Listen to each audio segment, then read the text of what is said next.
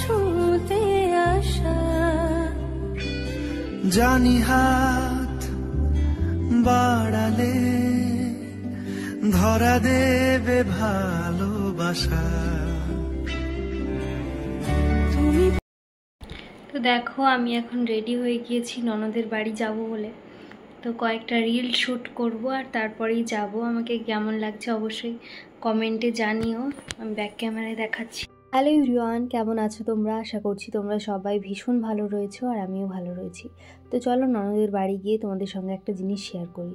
এই যে ননদের বাড়ি চলে এসেছি, আমার শ্বশুর বাড়ি থেকে আমার ননদের বাড়ি মাত্র 5 মিনিট। আর এই ফ্রিজটা দেখতে পাচ্ছ, এই ফ্রিজটাই তোমাদের দাদাভাই আমার ননদিনীকে দিয়েছে। যখন এসি নেওয়া হয়েছিল সঙ্গে এই ফ্রিজটাও নেওয়া হয়েছে। তো এই দেখো আমার ননদিনী এখন কি করছে। ননদিনী এখন আমাদের জন্যে স্প্রাইট আর সঙ্গে মিষ্টি যা যাও ফ্রিজে রেখেছে নতুন ফ্রিজে সেইগুলোই বের করছে আর কি। তো তোমাদের দাদাভাইকে দেখো বসে রয়েছে, আর এইদিকে আমার ভাগনাবাবু বসে রয়েছে। ও তো দেখতেই পেয়ে গিয়েছে ভিডিও, আর চোখে আমি অন করে রেখেছি সেইটা। আর এটা হচ্ছে আমার ননদের রুম আর কি। আর আমার নন্দাই কিন্তু ভীষণ লাজুক মানুষ। আর ওই যে বিয়ের ফটোটা দেখালাম তোমাদের, ওইটা হচ্ছে আমার ননদের বিয়ের সময়। তো এই যে দেখো এক গ্লাস স্প্রাইট ধরিয়ে দিল আসতেই। ওর বাড়িতে আসলাম অনেক দিন বাদে, আমার এত সামনে ননদের বাড়ি আর কি, কিন্তু আমি আসি খুব কম, কারণ আমি কোথাও যেতে আমার ভালোই লাগে না, ওই টুকিটাকি আর কি। তো যাই হোক দেখো এতগুলো মিষ্টি দিয়ে দিয়েছে, কিন্তু এই সব থেকে যে মিষ্টিটা আমার বেশি পছন্দ হয়েছিল তো সেইটার উপরেই দেখো প্রথম কোপটা আমি বসালাম। আমার মতো কে কে এই নলেন গুড়ের সন্দেশগুলো পছন্দ করো অবশ্যই কমেন্টে জানিও। তো আমার তো ভীষণ ভালো লাগে। তো যাই হোক চলো এবার একটু বাইরের দিকে যাব। তো তোমাদের দাদাভাইয়ের সঙ্গে আজকে একটু বাইরে এসেছি, ওর বাড়ির থেকে সামনেই আর কি। তো এখানে এসে এই দুটো চিকেন পকোড়া খেলাম আর ননদিনীর জন্য আর কি মিষ্টি নিয়ে যাব।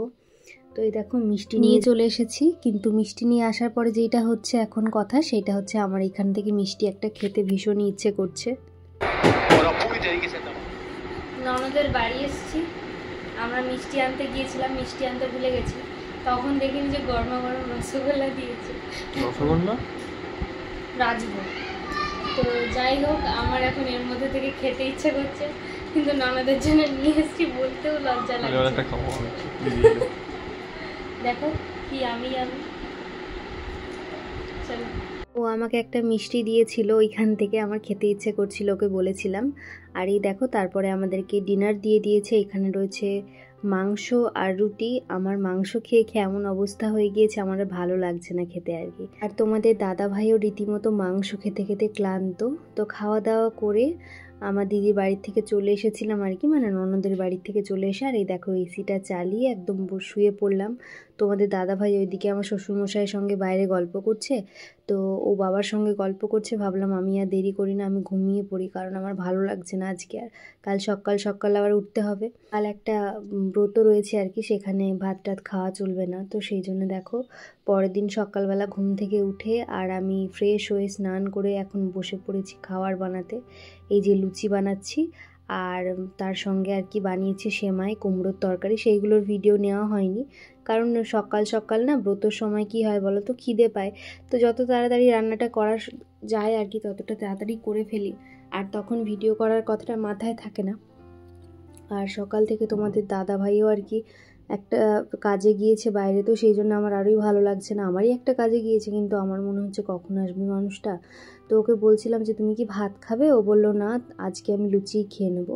আর বাবার জন্য আর কি পান্তা ভাত রয়েছে। আমার শ্বশুরমশাই কিন্তু পান্তা ভাত খেতে ভীষণই পছন্দ করেন, তো সেই জন্য তার জন্য পান্তা ভাত রয়েছে। ওনারা আর কিছু চাই না, আর বাকি সবাই তো আমরা ময়দা খাচ্ছি।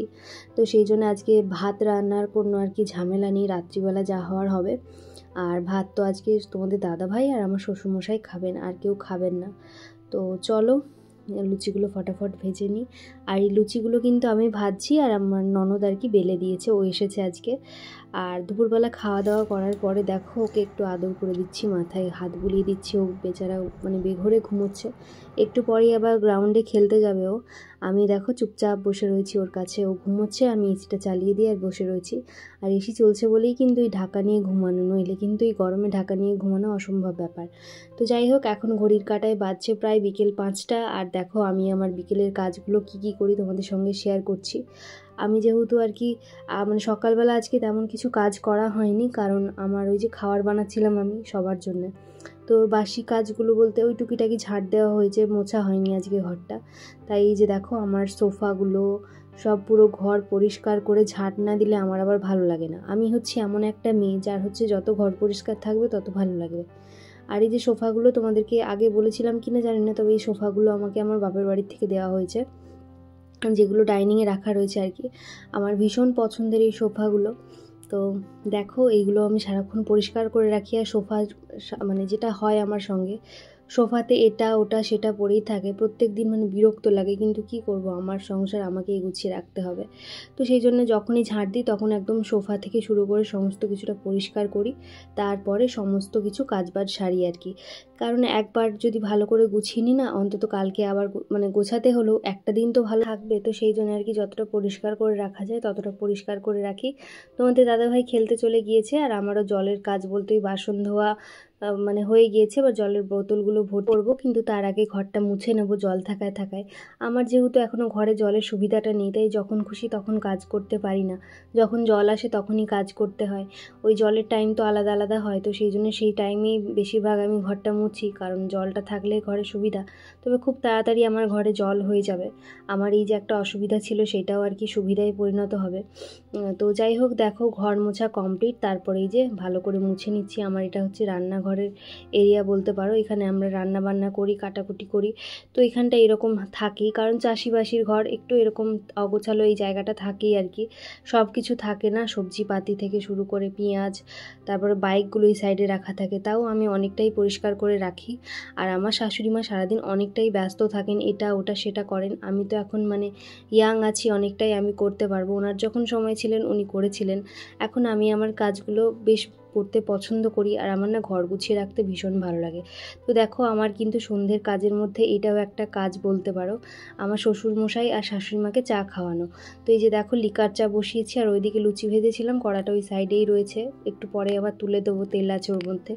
তো আমার শ্বশুরবাড়িতে যেহেতু কেউ দুধ চা খায় না, তো সেই জন্যে আর কি দুধ চা হয় না। আমি খাই যখন তখনই হয়, এর বাইরে তো কেউ দুধ চা খায় না। আমার ননদিনী আবার চাই খায় না যখন থাকে, তোমাদের দাদাভাইও চা খায় না। ওই চা খাওয়ার মধ্যে আমি খাই, আমি আবার লিকার চা খাই না, দুধ চা খাই। তো এই জন্যে আর কি আমার শ্বশুরমশাই আর শাশুড়ি মা চাটা করে নিই, তারপর আমি আবার আমার চাটা বসাবো।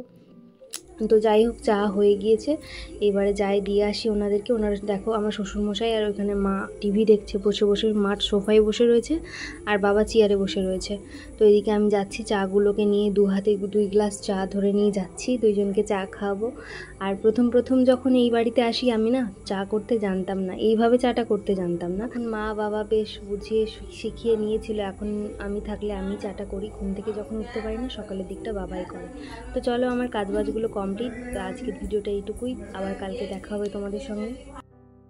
সব কাজবাজ কমপ্লিট, এইমাত্র বসলাম একটু, খুব টায়ার্ড লাগছে, মানে মোটামুটি টায়ার্ড লাগছে, খুব বলবো না, কারণ এখনও অনেক কাজ আছে, আমার সংসার আমার কাজ।